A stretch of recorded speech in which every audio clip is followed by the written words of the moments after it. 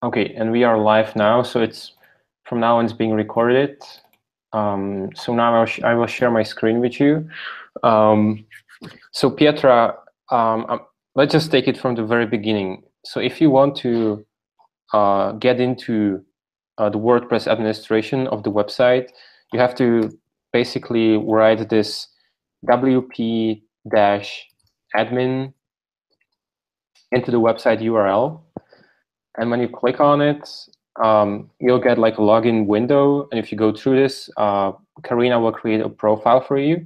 So you'll get like your username and password. And once you go through this, you'll arrive here into the main dashboard of the website. So there is a lot of different things which are actually not very relevant for you. But the only relevant and important menu here for you is the events menu. So if you want to add or edit or duplicate or do whatever with those events or the conferences, you click on the events menu.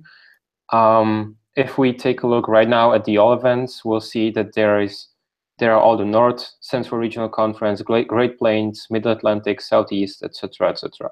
So they are all here right now. Karina will actually, I think she will remove all of them and create just one for you that you can use as a template.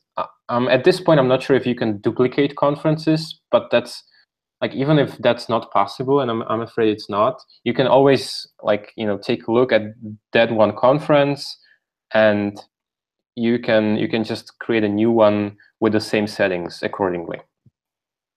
So let's say that I want to create like the same conference as the Students for Liberty Regional Conference. Oh, this one, North Central Regional Conference. So I open it in a new window.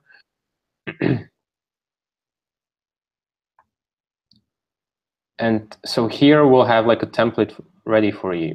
So you can use this as a guide. But if you want to create a new conference, you go back to the events menu or the all events dashboard. And here in the top left corner, there is an add event button. So we click on it. So, and here in the title field, you write the name of the conference. So that is the title. That is how the conference will be named basically everywhere on the website. Here, the text part, so like the text field, you just write a description for the conference. You can write whatever here, just some short introduction, just so you know where it will appear.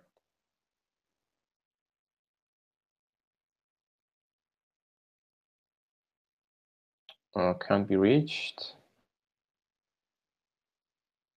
Here it is, right? So if you write a description of the conference, it'll appear here at the main body of the page.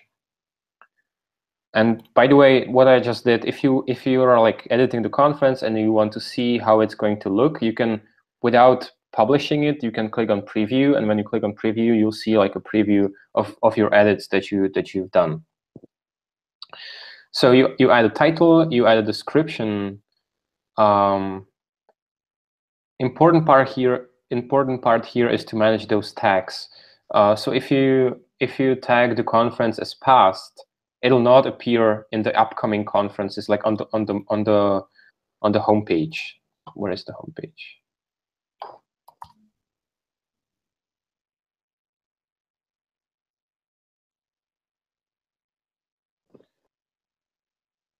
Just give me a second. It's loading slowly.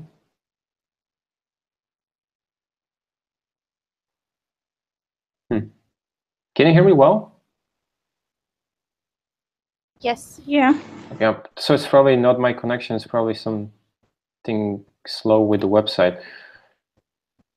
But anyway, so for the past conferences, you'll just put tag past, and for those conferences that are upcoming, it's easy. Just put upcoming here. It's just important to remember this.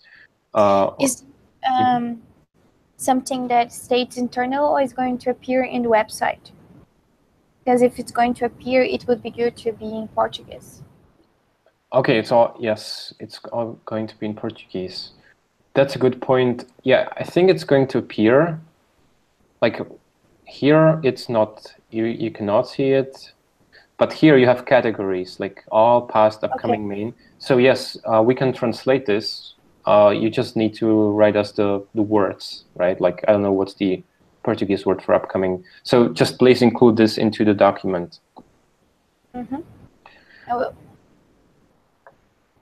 And okay, so no, actually I was wrong. It's not tags, it's event categories. That's what's important.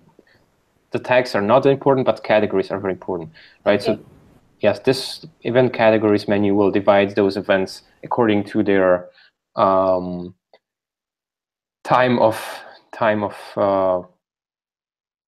planned. So that's title, description, event category. Then for the picture, like if you want to add a picture of the conference, we agreed earlier that it's going to be the city. You can set it here. You click on the featured image, and you select the file from your computer, upload it, and click on set. It's very easy. Yeah, right now we don't have any media in the library, so I cannot show you anything. But yeah, that is Which is the format that the image should be, and the size, and yeah. the resolution? So the resolution for this, I don't remember. No. I will write you the resolution. Okay, perfect. I just need to check SFLRCS. So. Mm-hmm. And the size as well? Yes. Okay, thank you. Okay, then there is another field, which is the SEO management or SEO menu. You don't have to, you can disregard this completely. Like, this is something more for like me and Karina, but you don't have to deal with this. And then we are coming, if you scroll down, you get to the event settings. And you know, this all seems pretty, like, looks pretty straightforward, but just to go over everything, you select the start date here. Start time, you can write it like, I don't know, 9 a.m., be on time. You can specify even end date, although if it's like a one-day conference, you don't have to. And you can also specify the end time here. I have another question. Does this appear in the American calendar? Yes. Like date? Because in Brazil, usually is day, month, year. Day, month, year. Yeah, this uses the American settings. Karina, do you think this will be possible to alter? Or maybe we can type the and make it right in a calendar form. You cannot type here. You can only select the date from the field. You cannot rewrite it. I will check if it's possible to change the time and date format. Mm-hmm. In this case, it depends actually on what we use. For instance, I don't remember every event thing we use in that site, so I need to dig there. Sure.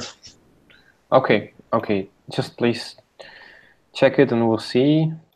And then for speakers, so this is the part where the European and the American websites actually differ. We used like a different speakers plugin for this, like entirely different. So I am not sure actually how to manage this. But I mean, I don't know if you already have like many speakers confirmed. But I guess you can just start with, you know, the general information on the conference, and then we can add the speakers later on as soon as I'll check how to do this. Okay, I don't have many speakers confirmed yet. Okay, and yes, so in the event settings, it's just a quick note here that it's not just general details, but there are different tabs for. So you can like you can choose a location, And locations are something to manage here. So you can like create or add new locations here, right? So you write, I don't know, venue, Slack is not important. There is no parent location. And here you can add some description and address or whatever and add it. And when you add it, you will then in the drop-down menu, you will see it here and you can select New York, USA or something. You can do the same for organizers. We didn't use this in Europe, but if you feel like having organizers specified on the website, the same way as creating locations, you can also create organizers here, and also put their name, description, name and descriptions here. Then we have detailed address. So address is something you can write here. You can add your phone, your email, even Google Street View link if you like. For tickets, so we are not going to use this. Or actually, we might. But this is something that the IT team will set up for you. You will not be doing this. And for media and sponsors, so you can add image gallery. So if you want to, let's say, add pictures of the venue, or I don't know, let's say a gallery of 5 pictures for each page, that'll be containing like pictures from some of your cool previous events. You can do that. You can add that as well, and you can add pictures with sponsors here through this as well.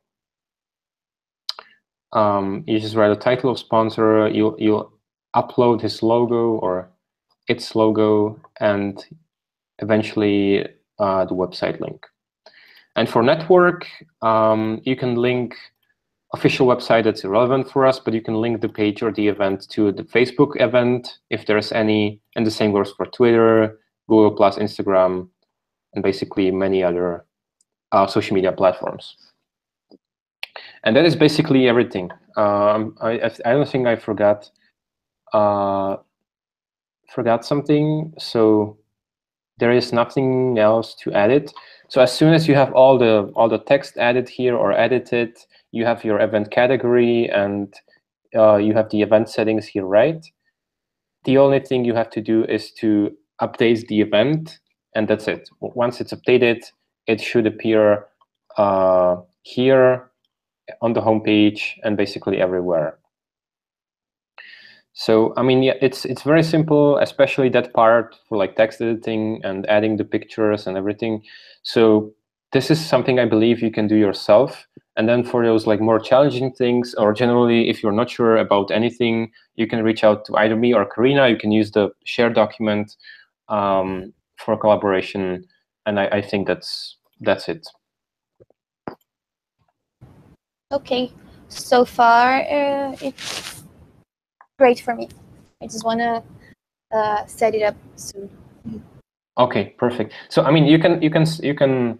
So one thing I would just Karina, if you could please, when you have a minute today or maybe tomorrow, if you could create like,